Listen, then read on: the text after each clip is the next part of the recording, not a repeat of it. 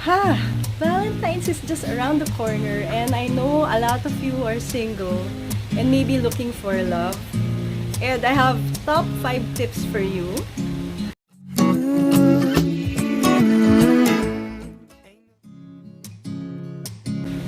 Hi, this is Jenny, the mommy with no nanny, and today I just want to talk to single women. You know, I've been there. I was single for a long, long time, and it took so many years before I finally met my husband. And I just want to share with you some thoughts. Tip number 1, offer your heart to God.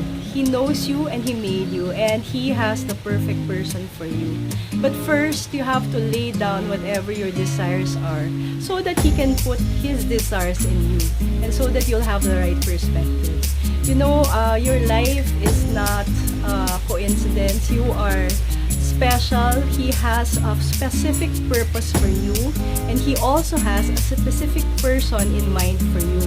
So, your best buddy or your best matchmaker is God, and He can bring that person to you at the right time if only you would surrender your heart to Him. So do that. Tip number 2, know your worth. Do not settle for less. And part of knowing your worth is developing your talents, developing skills that you have, so that when the right man comes along, you know that you are ready. Be happy. A friend once said that nothing is more attractive than a happy person.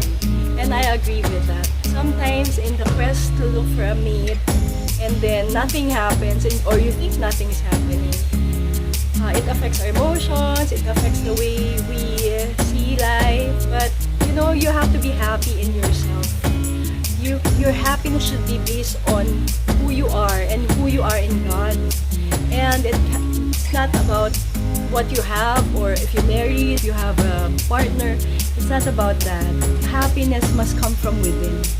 And happiness is so attractive. So if you want to be pretty, it's not just about your, making up or making yourself attractive through what you wear or how you look. It's that disposition that really attracts. Let's learn practical skills. Skills like cooking, making the house, doing a budget, everything that you need for married life. Because you can be so hung up on finding that person that you sometimes neglect to brush up on skills that you need to be a good mom, to be a good wife.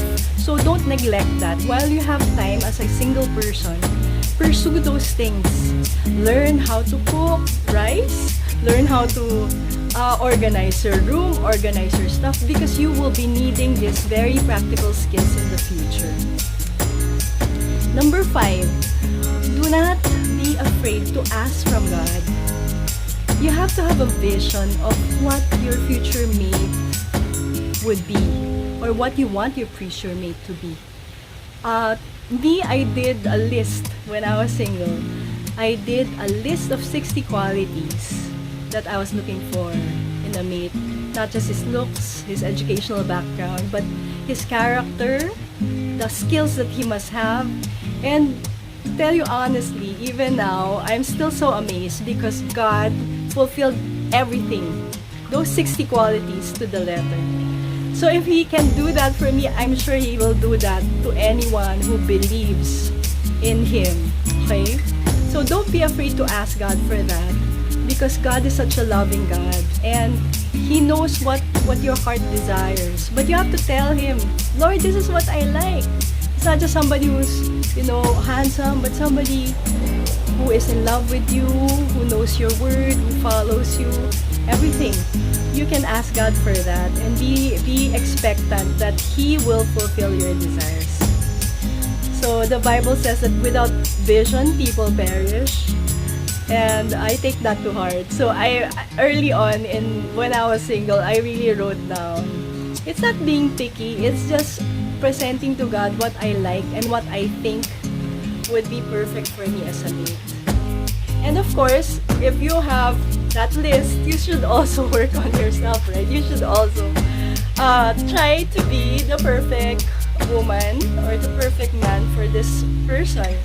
So it works both ways. So you also ask God to change you or to mold you to be that person that He wants for that man or for that woman. So I hope this encourages you. Continue believing. If you have that desire to be married one day, continue believing and continue hoping.